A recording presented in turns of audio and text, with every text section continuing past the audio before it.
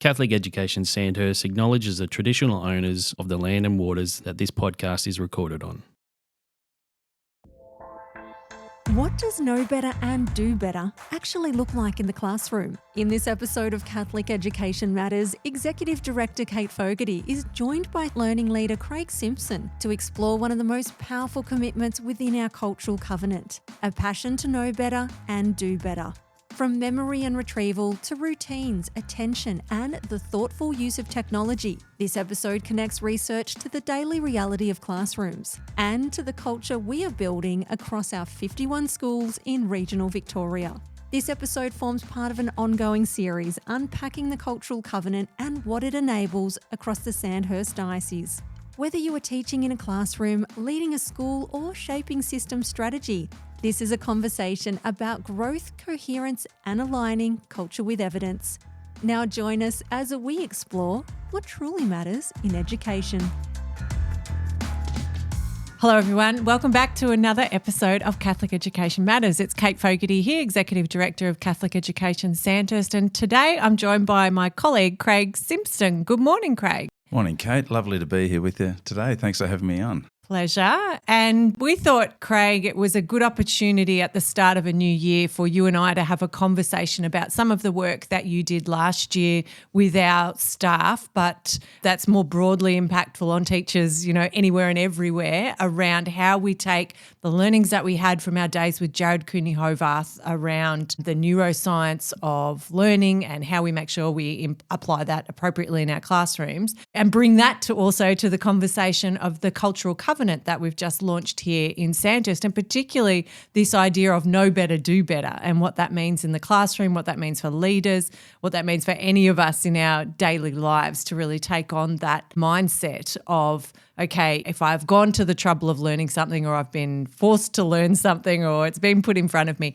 what do I now do about this? So, Craig, you last year led quite a number of sessions with our teachers around helping them to embed the work that Jared had done with us.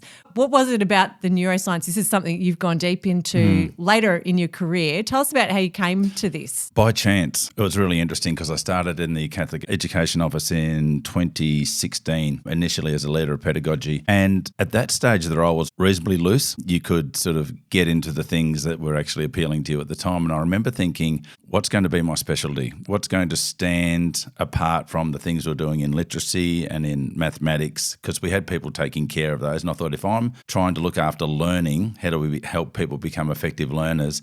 Then that was a space I really wanted to delve into.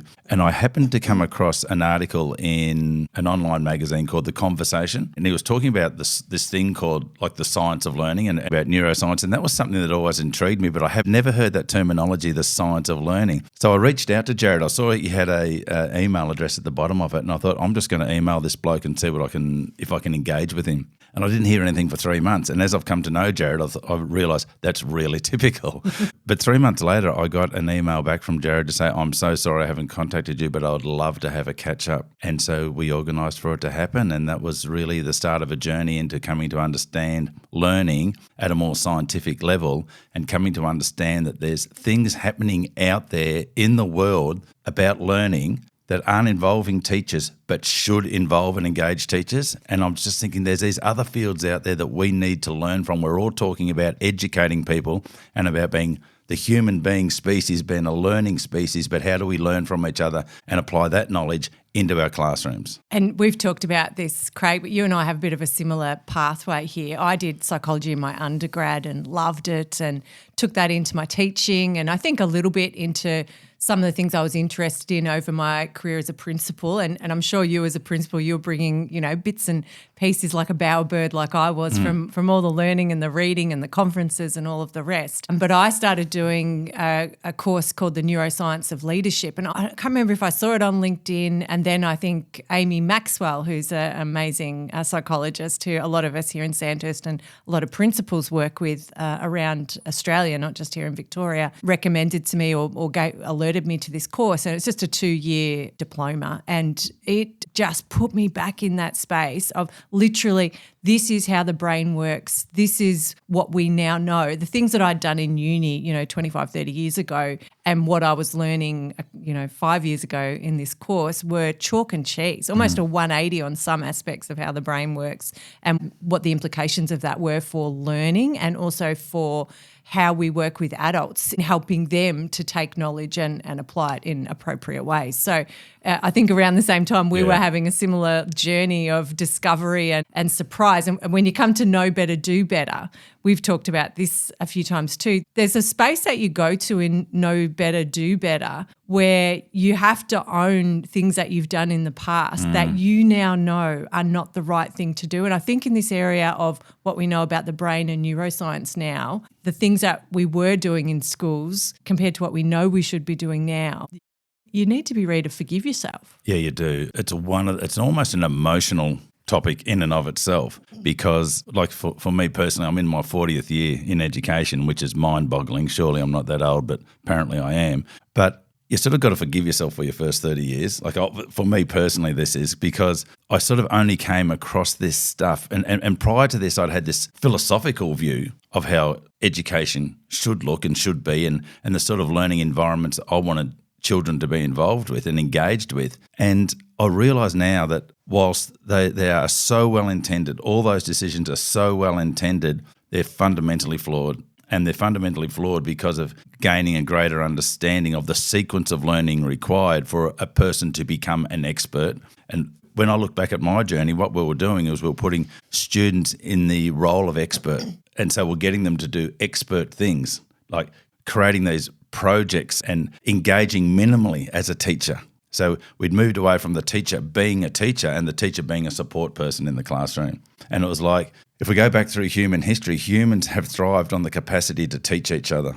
And when you start to look at this, and there's this field, evolutionary psychology, which we have evolved as a species because we are so damn good at teaching one another. And we'd taken that away from teachers largely. We'd sort of said, no, you're the guide on the side. We'd all heard that phrase, you are the guide on the side, you're not the sage on the stage. But actually, we want our teachers teaching. We want them imparting knowledge in the best way possible to these little people in their care who need someone to do that. They can't discover what they need to know for themselves. I had been in that position where I'd encouraged people to help kids discover things for themselves. And I'd used phrases that really, I look back on now and I'm embarrassed that I use them, but I was using them for the right purpose. But in amongst all this understanding about learning, none of those things that we were doing with students were fundamentally wrong, but they were timed wrong. And what I understand now, you can do those things with kids, but they're not first. They're much later in the learning sequence. As we move through these phases of learning and understanding, we need to make sure we've got our ducks in a row.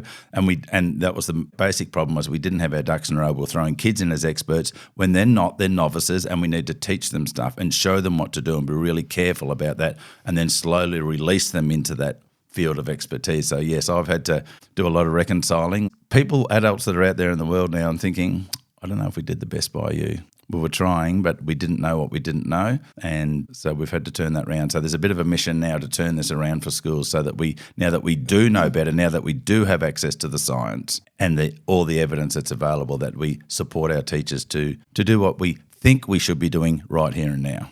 I think one of the things that I've been reflecting on is we just apply a better series of processes to the decisions we make now. 10, 20, 30 years ago, the influencers in education would come to the big conferences, or they were doing TED Talks or whatever it was, and we weren't looking for the evidence. We really were driven by a fair bit of hype and a fair bit of cult of personality, and without looking at the evidence. And I think that, the discipline now around understanding, trusting the experts who know deeply how the brain works, and using that with the good common sense that we have about what we know and the expertise that teachers and leaders in schools bring to the table around this is the kids that I have in front of me. This is how all of their brains work. This is what's happening in our community. This is what's important to us now.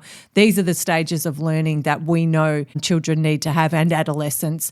And so we're going to make that happen instead of let's be creative and let's engage them. I think that word engagement's been so dangerous for education, that we have this impression that engagement means that they're enjoying every moment of their learning. That's not. We all know as adults, some of the best learning that we do happens when things are really tough and when we're deep in the crappiness of having to do the hard yards, to learn, to memorize, to practice, to repeat, to try things in different contexts, all of that stuff that can be deeply not fun, but is actually so important to moving on to the next stage and the next stage and the next stage. I think that we weren't robbed of it. We blindly turned from the science of what we know about how learning occurs and float ourselves into this vortex of creativity, which please, kids need creativity and we need to foster it and we need to find ways to do that. And there are ways that we know we can do it. But we handed over way too much to the kids. Probably, if I think about it, the main influence on a lot of that thinking was the TED Talk by Sir Ken Robinson. Yes. And I was a fan. Me too. I was massive into it. And for those people who don't know it, his topic was schools kill creativity. And he gave all this anecdotal evidence as to why. Great storyteller. Yeah, and a comedian. And I think at one stage, it might not be now, but it was the most viewed TED Talk in history, and largely based on his personality. But as time's gone on and we've learned a little bit more and we've unpacked more of what Sir Ken said, and I don't want to speak ill of him because he's obviously a very intelligent and thoughtful person, but it was fundamentally wrong. A lot of what he was saying about creativity is fundamentally wrong. And for our teachers that had their time with Jared, for our 3 days with Jared, creativity emerges from deep knowledge and deep interconnected knowledge about different topics. It doesn't emerge from just saying, here's a heap of stuff, go and play. That's not how creativity emerges. It doesn't come from nothing. It comes from this store of knowledge that we have held in our brains, not externally. You can't outsource your knowledge. And that's one of the real massive learnings I think that we're coming to at the moment, especially for me. And I keep having all these aha moments, like why do we need to deeply learn things in the world of AI, in the world of technology that we've been in for a long time now, when all the knowledge is out there? It's out there. So why would you need to put it in here into your brain? And as it turns out, we can't have any of those critical thoughts, those creative thoughts, that ability to solve problems with knowledge that's out there. It has to be in our head. So we have to help our students to get these things in our head, or otherwise as a species we're going down because you can't outsource it. So all of our good thinking and problem solving that exists because we've taken the time to do what you said, Kate, to deeply think about things, to repeat them often enough that become part of who we are. And that's how it emerges. So Sir Ken, great story, but wrong. And compounded, I think, in a lot of ways by the IT revolution that was happening around the same time. Particularly here in Australia, we had the DER money, Digital Education Revolution money, 2.4 billion or something flooded into schools to put in one-to-one devices across secondary schools, and then that flowed down into primary schools as well. So we compounded what was already a pathway we were taking by putting these devices in classrooms and not thinking critically enough. I recognise now this is another one of those things about know better, do better, not thinking critically enough about what's appropriate for the learning. And we kept saying that they're just a tool, but in fact we put them in classrooms without putting moderating processes around them. We didn't really work with teachers around here's how learning occurs, so only use devices for these things, not for these things. And we basically, again, it enabled us to continue this pathway of here, kids, do your own learning. There's all the stuff out there. There's the program, there's the app, there's the whatever. Go for it instead of thinking cleanly about what are the logical steps that are actually going to bring about, improved learner growth for each and every child. Yes, and the computers is just maybe the best example we've had of a tool that we thought was going to be magnificent and revolutionise education and learning in the classroom, and it's been the opposite. like all the evidence, and our friend Jared Cooney-Horvath has just released a book called The Digital Delusion. And for anyone who hasn't read it, it's worth a read. It's just mind-boggling, and it's getting a lot of attention. On the back of The Anxious Generation, yes, as well. Jonathan Haidt. That's right. Yes, Yeah. and then there's another book, I forget who wrote it, called Stolen Focus, which is an absolute ripper as well. And computers have their place. We all know we need to be teaching kids and adolescents how to use these devices and how to use them then creatively, so that we can advance knowledge and learning, and they can go into the jobs and have the experiences in life that they want to have. That's absolutely a given. It needs to be in the curriculum. However, sitting there on the desk every moment of the day and being used for every activity, or even 80%, 70%, 60%, or 50, 40, 30% is problematic. And we didn't know what we didn't know. And you used the word before, Kate, about it being a tool. And one of the points that they make is, what tool is it for an adolescent, for a child? It's not a tool of learning. It's a tool of gaming. It's a tool of socialising. You think of all the things that kids do when they hop online, when they hop on a computer. Watching, consuming. Yeah, it's not learning. So the tool for them isn't a learning tool. We see it and we saw it as a learning tool, but it proved to be anything but. And so if attention is the gateway to learning, where were our students' attention? The students' attention on what were they flicking to while the teacher wasn't looking? How many tabs were open? Yes, and they three-finger swipe and bang, oh, it looks like I'm doing my learning, but I'm not. One of the things you said before, Kate, about it, engagement, there was a phrase that I came across in my learning phase, and I'm still learning heaps and heaps. We talked about hands-on learning, engagement and hands-on learning, and when I saw this phrase, it said minds on, not hands-on. And that's exactly what you're talking about when you talk about going into the trenches of learning. Sometimes is just you with your head in your hand, and it looks anything but learning. And there's a phrase called golden silence, and it's that phrase in a classroom where you go in and it's silent. It's not silent because kids are scared or because they're not allowed to talk. It's silent because they're thinking and they're doing what they need to do the learning. And they're engaged. Yes, and their minds are on. So it mightn't look like engagement, but it is the exact engagement that we're looking for if we want kids to be learners. Because somewhere I think engagement was interpreted as it looks like everyone's smiling and enjoying themselves. I think we all, as teachers, you do have a revelationary moment where you're kind of like, I'm not here to entertain the kids. Sometimes you can feel like you're an absolute entertainment machine. That's your job, to keep them engaged through entertainment. Making that real conscious decision or understanding, it's an adult decision as a teacher in a classroom. I'm actually not here to entertain these kids. I'm here to facilitate their learning. I'm here to make sure that their learning is happening in the progressive way that their brain needs and that they need, knowing that all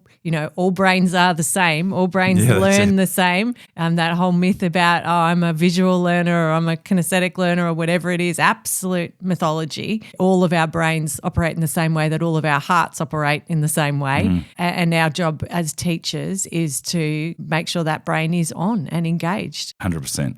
Thinking of facilitating learning, Kate, one of the phrases I also came across, these little buzz phrases that you come across that end up changing the way you think about things, is actually teachers being activators of learning. And I thought, that's what we want. We want teachers in classrooms who aren't just waiting for learning to happen, but they are activators of learning. They're the ones that are providing the ammunition, the environment, everything that is needed for learning to happen. And that we're not just hoping it'll happen and facilitating it, on the side there. And when the moment's right, you'll be right. It's sort of saying, no, I can be more of an activist in this. That's a great, good pickup. I think that I'm going to change my language there. I think you're right. Be an activator of learning. Don't be a facilitator of learning. Yes. Just to bring this part of the conversation to a close then, I think, to go to our cultural covenant, know better, do better. It's a great driving catch cry because it has a moral imperative behind it. Once you learn something, you absolutely have a responsibility then to apply it, whatever that might be in any area of your life. And that's one of the not fun things of being an adult, is actually having an integrity to be able to own, okay, I do know something more now and I have to do something about it. And the other component of that then is I need to forgive myself for the things that I've done in the past that I did thinking I knew best at that time. I did the best with what I had, but now that I know something different, I have to behave differently. So I just wanted to come back to that point because I think there are a lot of people, as the science of learning materials are getting out there and people are, engaging with this stuff, there are a lot of people looking back at what they've done and feeling like, gosh, I did some bad things in my classroom, or I wish I'd never taught the kids in that way. I wish I hadn't set the classroom up in that way, or, principals saying, put money into this type of learning or those types of spaces or furniture or whatever it might be that we now know actually probably weren't the best thing for kids learning. Yeah. Yes. We created terrific social environments, and, collaboration being one of those cornerstones of things that we thought about.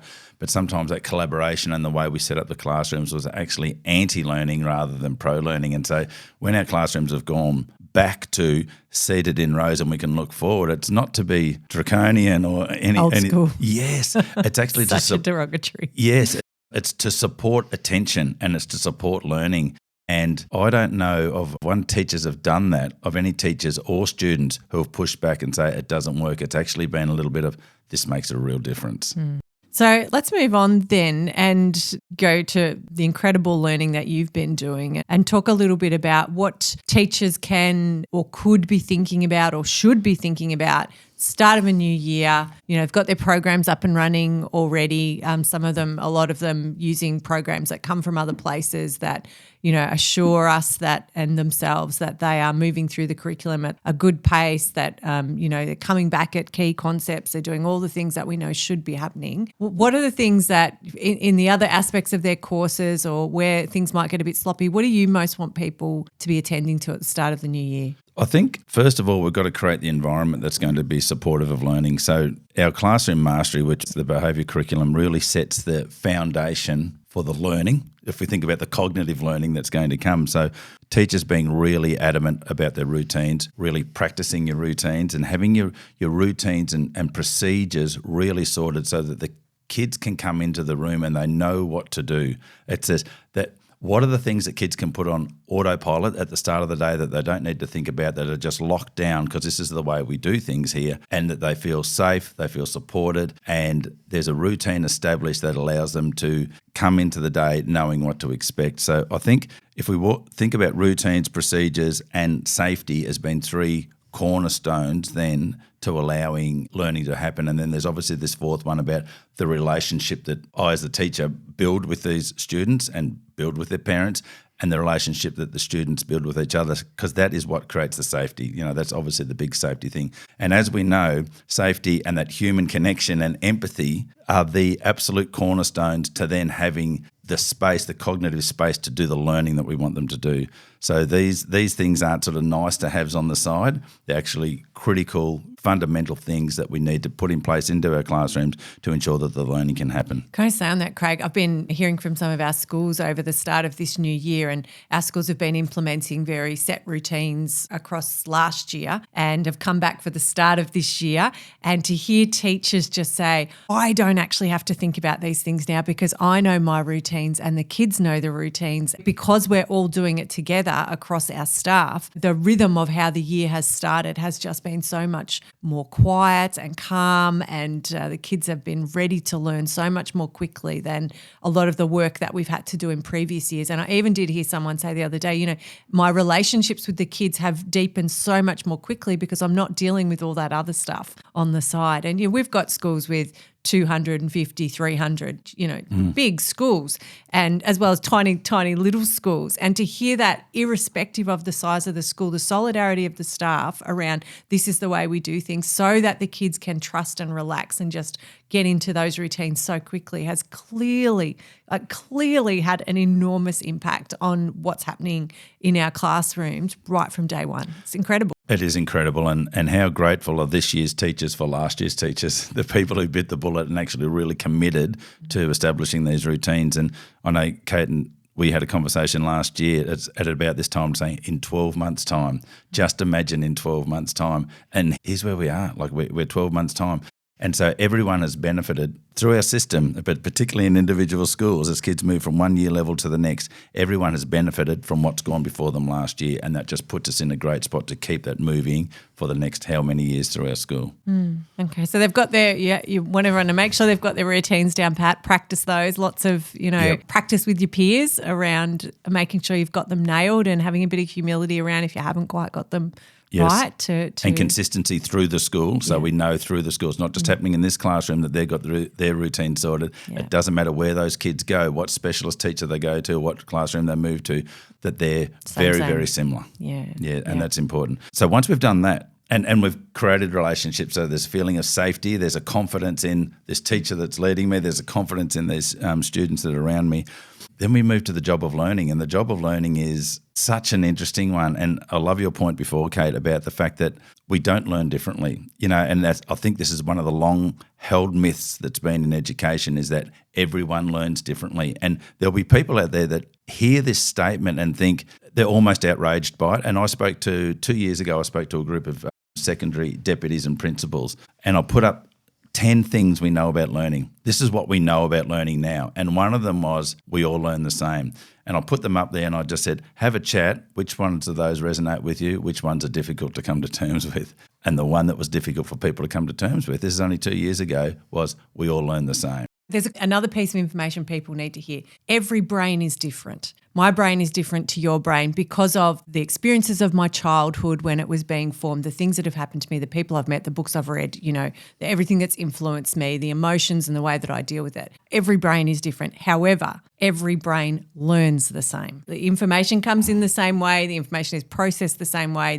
That might be delayed or, whatever, for trauma or whatever it might be. However, in the same way the blood goes into the heart, the same way it pumps around and comes out, the same for all of us. The brain learns the same way. That's right. We all have a hippocampus. Hippocampus is a beautiful thing. If you take the hippocampus out of any adult, they will not learn anything else. Yep. So we have the same brain. We are all wired differently because of our previous experience. So when we think about we all learn the same, we all have different prior knowledge. We all have different upbringings. We were brought up in different households. We went off and did different things on the weekends. So we all had different experiences that have wired our brain to the culture, to the environment that we grew up in. But as you say, fundamentally, our neurons fire and create patterns, create schema. I'm reading about manifolds at the moment. All brains do the same. So we can be confident that when we are teaching a group of children, we think about whole class explicit instruction. We can be confident that that's going to land with everyone because as a species, that's how we have come to learn. So, all right, so we've set up the conditions in the classroom. We've acknowledged that every brain learns the same, that there is therefore a way of learning that we can trust that every brain not just absolutely uses, but needs. Brains absolutely adore novelty. They want new information in, and that new information has to come in and our brain has to do something with it. Our brains do this all in the same way. Craig, talk to us about how learning happens. Yeah, so cool. And I've just loved learning about this. I just feel so privileged to have been in a position where I've had some time and space to be able to learn about this stuff. And I think one of the things that the forgotten part of learning, and it seems weird to say it, but is memory, understanding how memory works. Because without memory, you don't have learning, do you? You just have a whole heap of things that you encounter and forget. So understanding the memory system is such a critical part of understanding learning. And so basically in the science, they talk about memory having 3 distinct stages. Distinct, when I say distinct, but they're also so deeply interconnected as well. So how do we encode information? It's a real technology-based language. I'm sorry about that, but that's how we refer to it. So we encode information, so we take it in. We need to store it. And then we need to be able to retrieve it. So it's about understanding how we encode and take information in. And this is where if we go back to a point you made before, Kate, about our senses in learning, am I a visual learner, an auditory learner? Basically, as a species, that's how we take information in, through our senses. So what we see, what we hear, what we do. That's the encoding phase, and that's what we all need to experience learning through all of those mechanisms. We need to see stuff, we need to hear stuff, we need to do stuff, and that's how we encode. But it's not only about encoding, it's about storing it so that we can then go ahead and use it later. And so that's storing. So basically, once we've stored information, this is the role, the heavy role that sleep plays in learning and spacing plays in learning. So as scientists find out more and more about sleep, it's just such a magnificent thing. So we all should make sure we get enough of it. But sleep is where we do the consolidating of our learning. So throughout the day, when we have learned stuff, sleep is what consolidates it, and we can actually wake up the next day a little more advanced in our recall of what we've learned than before we went to sleep. It's an amazing and beautiful thing. So it says sleep that consolidates learning, and it's also sleep that restores our brain and clears our brain to be ready to learn again the next day. So sleep becomes a critical part of it. So once we've encoded information, we've taken information in through our senses, and we've had some sleep and we've restored it, then this is the piece that we've all forgotten over time, and it's the retrieval. It's the retrieval of learning that actually consolidates those other two parts. So when we talk about retrieval, it's the fact that we have to get information out, right? So information out. So information in comes in, out formation, if you want to use that terminology, is getting stuff out. So as much as we can, when we're working with kids, it's not just about me putting information into you, it's about me being able to step back as the teacher and give you the chance to get that information out again, because it's getting that information out through what I say, through what I do, through what I write, through what I draw, through what I think, that allows that learning to become fully consolidated. And it's those spaced retrievals. And so when we talk about spacing, I don't just retrieve it today, I retrieve it the next day, and then I'll put a bit of space and I retrieve it again. And it's this slowly increasing those spaces between the retrieval that consolidates that learning for the long time, so that we move away from this idea that I taught this curriculum out here, they knew it for a little bit, and then we moved on to the next block of learning, and then we never went back to this initial block. I was absolutely guilty of that in so much of my teaching. You know, here's the curriculum, let's barrel through it. Teaching it, I think I was an okay teacher, and then not coming back at it. I taught in secondary, obviously, until just before the final assessment, the exams or the whatever it is. So not in no way stopping to think about what are those spaced retrieval points. I think that's, for me, one of the great gifts that the OCA curriculum and some of those other low variance curriculums that our staff and other staff around the world are accessing is that's already built in. So Yes. my cognitive load as a teacher just gets reduced because I know that spacing's already been built in, and like what a gift that is, to not have to be doing that thinking. But for teachers who don't have one of those low variance curriculums and they're thinking about retrieval, you know, I think you can grab patterns of retrieval, can't you? You don't have to think about it for yourself. There are actually ones you can Google or can be provided to you of saying, here's where to come back at these things across, you know, a 10-week course or whatever it is. Yes, and this all stems from the work. We've got to go back to the 1880s. It's so ridiculous how long this information's been out there, but, you know, we haven't had access to it. So Ebbinghaus is forgetting curve, but there's also the learning curve. So he put in these designated markers that act as good markers for when to come back and revisit learning. So there was the 24-hour marker. So we should always start the day with a review of this is what we did yesterday. And when we say a review, it is not the teacher doing the review necessarily, not initially anyway, but it's giving the kids the chance to think and do the retrieval themselves. So the first thing we should be able to do is asking the question, what was this? And getting every child out there in the room to have a chance to respond. Not one child with their hand up. That's not a review. That's not a retrieval. That's one child getting a chance to retrieve. It's everyone gets to think, everyone gets to respond. I'd say forget the laptop. The greatest bit of technology in any classroom, I believe, is a mini whiteboard, because it gets every child thinking and it gets every child retrieving, and it allows the teacher to see every response in the room. And so if we think about 24 hours, so 24 hours is what did we do yesterday, but when we move beyond that, there's the week, there's the month, and then we've solid in the term. So what did we do last week? Let's get the kids to retrieve that. What did we do last month? Chance to retrieve that. What did we do last term at a specific time? Get the kids to retrieve that. Initially, I'd set up a spreadsheet for that to happen for teachers before we started our relationship with OCA, who have built that in. Thanks, OCA. You've took that out of my hands, which is really nice, and they do it brilliantly. But as a teacher, then you don't have to go and retrieve all of that work that we did. One of the things we know about understanding schema, which schema is everything I know about a topic, I don't have to retrieve that whole schema. I just have to retrieve parts of it. And when I retrieve important parts of it, it brings the rest of it back online. So if I know all this stuff about photosynthesis, for example, I don't have to go, as a teacher retrieving, I don't have to go and retrieve that whole unit. I just have to think about what were the critical aspects of it and those 2 or 3 or 4 things, and make sure kids are thinking about that again and retrieving that again. And this is not a massive time consumption thing. It's just doing 5 or 10 minutes a couple of times a week. I even just last night, I know in one of my feeds, Jared popped up with flashcards again. And flashcards, it's not the fact of doing the flashcards and flashing them up and remembering. It's the actually preparing the flashcards. That's the work, because you're retrieving work from what you've done, however long it is. It's really interesting, and that work on flashcards too, or cue cards, whatever terminology people have, but I have a question on one side and I have an answer on the other. One of the keys is don't look at the answer before you've done the thinking. Just don't read the question and then flip it over. You've actually got to retrieve the answer. But in creating even the research, and I've heard Dylan and William quote this, the research shows that even creating the question without creating the answer is what's most important. And that's a really interesting thing about it. So thinking about questions that I have in relation to the work is a wonderful form of retrieval. Natalie Rexler just did some writing about it in the last couple of days around that, the need for elaboration.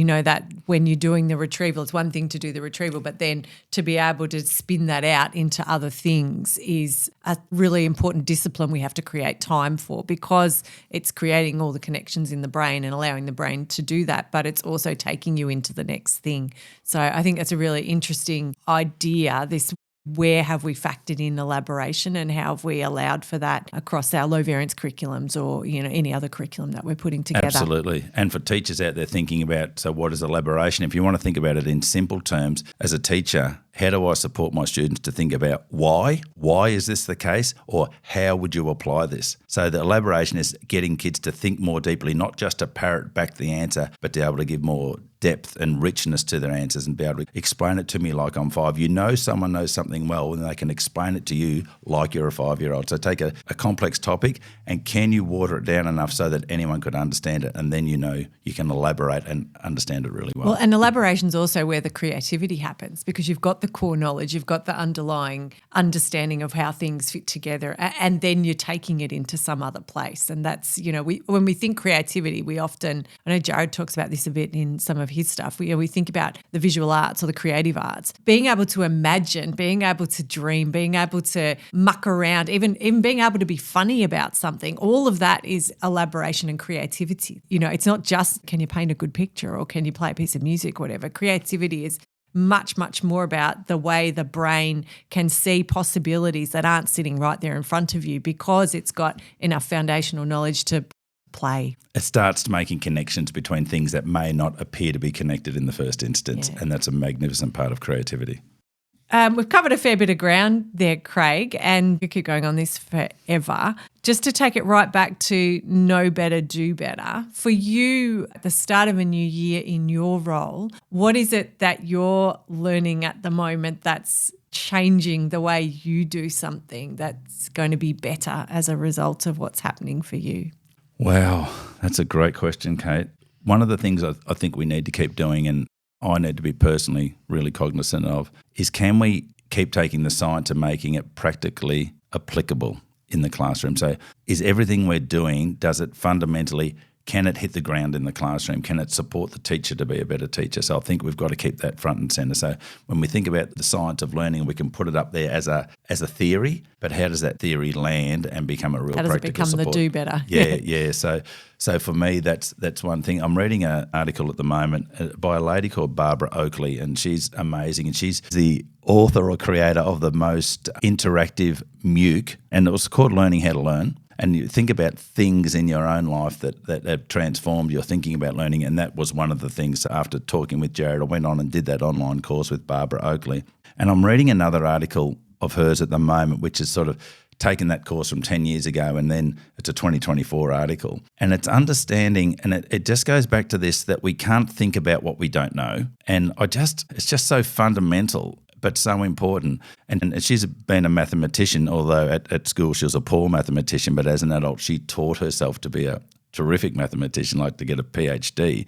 But it's the critical role that having facts locked down in your brain plays for every other higher order cognitive skill we want kids to have. And so for me, it's that, how do we support teachers? So if we're talking about retrieval, we're talking about long-term memory, forming long-term memories, not just fleeting experiences. How can we continue to support teachers to know that the important work is helping kids to ensure that all kids have this stuff locked down into long-term memory? Not because, and if we think about rote learning and the role that rote learning and the bad rap that rote learning got as we moved into a constructivist way of thinking about our classrooms and about individual learning, and rote learning became the enemy of the learner, if you like. But in actual fact, the science is now telling us it's this having things really locked down into our long-term memory that creates the foundation for those higher level things we always wanted for kids. We always wanted critical, creative problem solvers in the world. So we tried to land a curriculum on them that took them straight into that space, right? So but what this is saying, no, we've got to strip that back, make sure they've got these things locked down in their brain, these little engrams, as we call them, or manifolds of neural circuits. It's just crazy language. But they're the things that are going to support them to become the learners and people in the world we want them to be. And how can we reconcile that with ourselves and for our classroom teachers to make sure that we are hitting these things often enough so that they become a long-term memory, which is going to support the students to become the people we want them to be in the world. So, Kate, I've had a big spiel there. What are you thinking about? Like, we're into our third year of our work together as a collective. What are you thinking about in terms of the learning you're doing? What are you knowing more about, and what do you want to do better with? There's a couple of things going on at the moment for me. One is people have heard me talk about the Alex Hill's book Centennials, and one of the ideas in there around bringing in the outsider, being strong enough as an organisation and strong enough in who we are and what we think we are to invite in the voice of the other. And we've had some really challenging conversations recently with an agency, an organisation who we want to invite in and to look at what we're doing with Magnify and a few other bits and pieces and help us look at our data, but also help us think through what's working and what maybe comes next. It's really hard to live the vulnerability needed to invite in the voices who might, you know, at first blush, don't understand education, don't come from an education background, don't have the history or the knowledge of who we are as an organisation, and yet we're kind of wanting to throw open the doors and be brave and let these people with other expert skills that we don't have and with fresh eyes come in and dialogue with us and not tell us what to do, because we are the stable core, we are the ones who will make the decisions, but to help us go into something different. So that's one area. And then the other is really the work that Jared's just released in his new book around the use of devices in classrooms. And I think for me, I'm feeling quite comfortable where we're at with primary schools, and that we've managed to really reduce that to an appropriate level so the kids are getting what they need and have access to what they need, but also we are not in any way letting it be a distractor to the important learning that needs to happen. It is more challenging in a secondary school environment where there's one-to-one devices are given. It's challenging because there's a social acceptance that that's the way classrooms should be. And I think, you know, parental expectation about devices and the greater community's expectations about that is one thing. Another is that we've actually built the structures of our secondary schools around their learning management systems and the students having access to those learning management systems, their works provided to them through that. Their, assessment very often happens through that. They find their timetable, they find the daily notices. Everything in their day is tied to getting back on that device. And it's going to take some work to peel out the what's necessary from the what's not, and really make sure that we are responsive to what we know about how much those devices should be in those kids' hands. We've stripped phones right out of kids' hands, right from primary school and secondary school across Sandhurst. So I feel pretty comfortable, very comfortable with that. But these laptops that are the great distractors. I've had trouble on my own laptop staying off the things that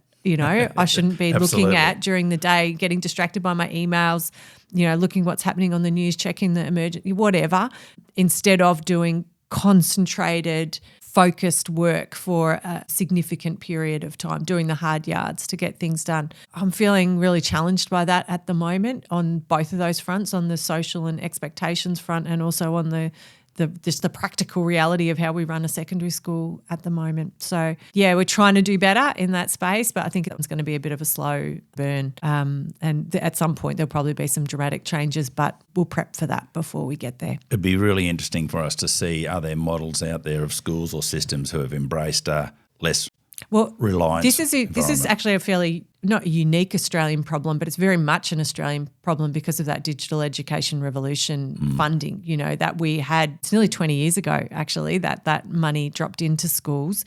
and it's become the norm for us. Whereas overseas, I've visited plenty of school systems overseas where devices are just basically not seen in the secondary classroom, and the learning management system is much greatly reduced in terms of the way the kids access it and use it, and they still seem to manage to get to their classes on time and know where they're going and know what their assessments are and all of those sorts of things. So it's not insurmountable. It's just quite a significant cultural shift for us that we're going to have to find our way through. Yeah, absolutely.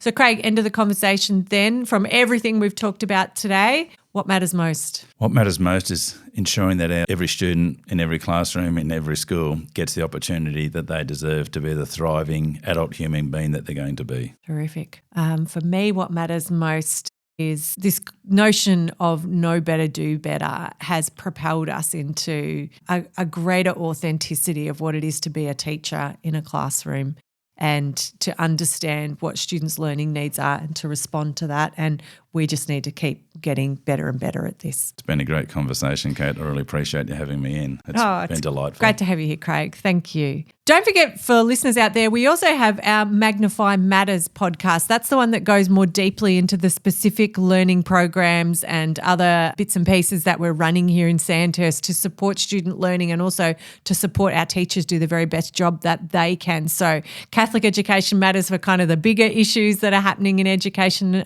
around Australia and in fact the world. Magnify Matters is what we're actually doing here on the ground in Sandhurst. Thanks, Craig. Thanks, Kate. That was wonderful. That's it for this episode of Catholic Education Matters. Make sure to follow the show and share it with someone who's passionate about learning, leadership and community. You can also leave a review or connect with us online at Catholic Education Sandhurst. Until next time, stay with us as we explore what truly matters in education.